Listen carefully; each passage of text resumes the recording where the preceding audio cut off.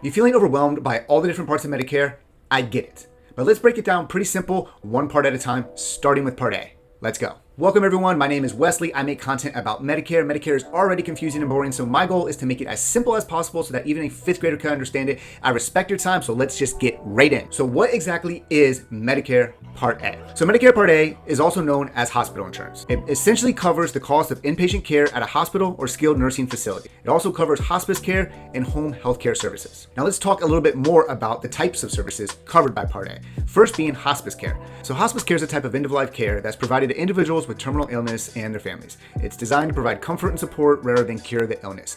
Essentially, just make the last days as comfortable as possible for the person that is soon going to pass. Now, home health care refers to a range of medical services that are provided in your home. So this can include nursing care, help with like dressing, ambulating, going to the bathroom, physical therapy, or any other types of medical treatment. Maybe you need help taking your medication. Part A does cover home health care if you're homebound and you're not able to leave your home without help. Let's now dive into the costs associated with Part A. So there are deductibles and co-payments associated with Medicare Part A. Just to refresh, a deductible is the amount of money you must pay before Medicare begins to cover your medical costs. So for 2023, the Part A deductible is $1,600 per benefit period. And a benefit period begins on the first day that you actually receive inpatient care, and it ends when you've been out of the hospital or the nursing facility for at least 60 days in a row. The next thing we need to talk about is co-payments. And remember, a co-payment refers to the amount that you must pay for certain medical services. So for example, you might be required to pay a co-payment for each day you stay in a hospital or skilled nursing facility.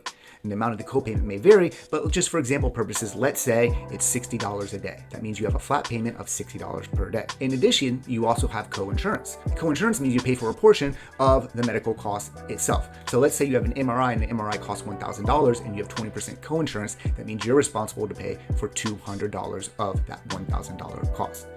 So who qualifies for Medicare Part A? To be eligible for Medicare Part A, you must meet one of the following criteria. You got to be 65 years of age or older and be a citizen or a permanent resident of the United States for 5 consecutive years. You have to have a qualifying disability and receive Social Security disability insurance, or you have to have end-stage renal disease and require dialysis or kidney transplant. Again, it's one of those three, not all three. Now, if you're 65 and older and you've worked for at least 10 years in the US, which is essentially 40 quarters, and you have been paying your Medicare taxes, then you're likely eligible for premium-free Medicare Part A. This means that you don't have to pay a monthly premium for the Part A coverage. If you're under 65 and you do have a qualifying disability, you may be eligible for Medicare Part A based on your work history or the work history of your spouse or parent. So let's say that there was one breadwinner and you guys were married, well then the spouse can still be eligible for Medicare if the breadwinner meets the requirements and qualifications of Medicare. Now, if you don't have a sufficient work history, you still may be able to purchase Part A coverage by paying a monthly premium. Most people will qualify for the zero premium per month. However, some people who have not worked enough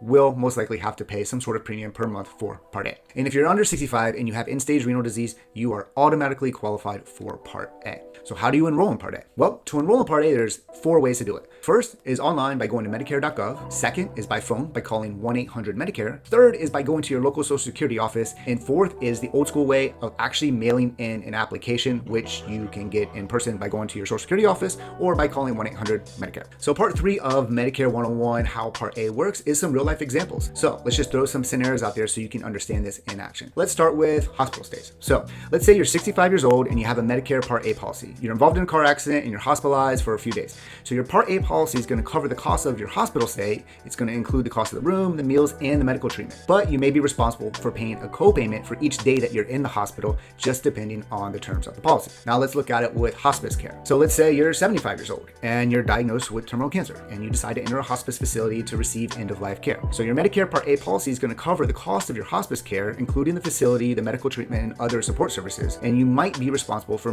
paying a co-payment for each day that you're in the facility. It just depends on the terms of your policy. And lastly, let's just use a real life example for home healthcare. Let's say you're 60 years old and you're hospitalized after a serious illness. So after you're discharged from the hospital, you are bedridden and you can't leave your home for whatever reason due to your condition. So you decide to receive home healthcare services, including nursing care and physical therapy to help you get better. Well, your Your Medicare Part A policy is going to cover the cost of those services if you meet the right criteria for being homebound and you're unable to leave your home without assistance. You may be responsible for paying a copayment for each visit from the healthcare provider, but again, it all depends on the terms of your policy. If you haven't noticed, everything depends on the terms of your policy. That's just how Medicare works in general. It's always like a gray area. There's no real black and white on these things, but in general, this is how real life examples of these three things would work for you, just so you have an idea. Now guys, before we wrap this up, I just want to say if you found value in this video or in this content, please feel free to like, subscribe, and click on notifications so you can find out when I release more videos. Also, click the links in the description to get more information on Medicare, and be sure to check out my book on Amazon, which will give you 15 actionable tips to cut your prescription costs in the near future. So now let's just wrap it all up nice and tidy. 5th grade summary of what we just learned today. So Medicare Part A is hospital insurance. It helps cover the cost of being in the hospital, being in hospice, and being taken care of if you need at-home healthcare. It's important to understand the terms and conditions in your Medicare policy because there's going to be deductibles, co-payments, and co-insurance associated costs that you need to be made aware of so you don't get shocked if you get a bill in the mail. To be eligible for Part A, you got to be a citizen or permanent resident of the United States, and you have to be 65 years of age or older, or you have to have qualifying disability or end-stage renal disease. And lastly, guys, if you are eligible to enroll in Part A, please do not wait to the last day or even the last month during your initial enrollment period to enroll. You want to get this done as soon as you are possibly eligible for this. You can check out my other videos on enrollment periods to find out exactly when you are eligible to enroll in Part A. But because it is zero premium for most people, there really is no need to wait to the last minute to do it. Just do it as soon as you're eligible, and from there you can sit down with a broker and go over your options of finding out what is the next best course of action. And that is it for this video, guys. Medicare 101 Understanding Part A. Please check out